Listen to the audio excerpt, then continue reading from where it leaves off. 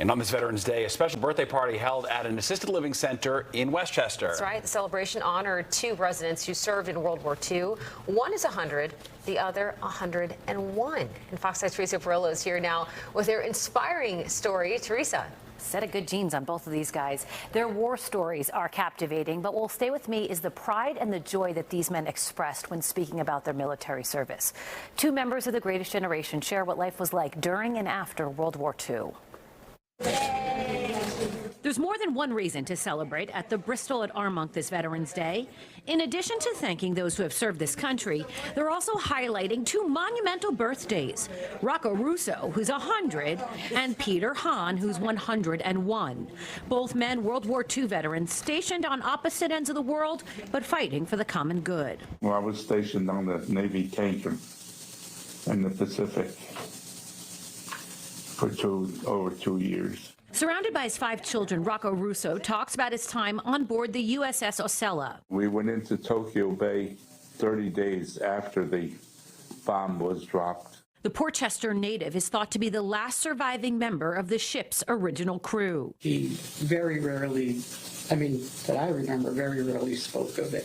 For 100 years old, he's as sharp as a tack. Longevity he credits to his wife of 72 years, Winnie. Do you have any secrets of living to 100 years old? Yeah? How do you guys help each other? What? By having a fight once in a while.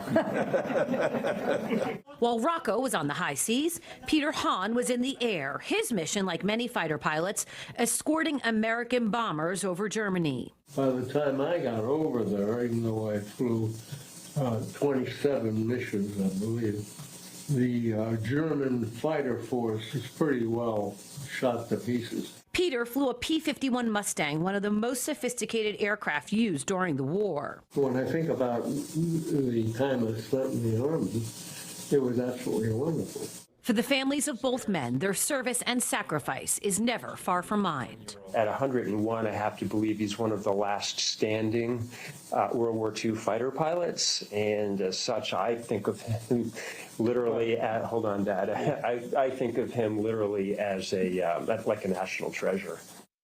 Yeah, for sure. It's important to remember that stories like Rocco's and Peter's, they're dwindling by the day. There are roughly 100,000 World War II veterans still living, but it's estimated 113 die each day. Stephen Bianco. Yeah,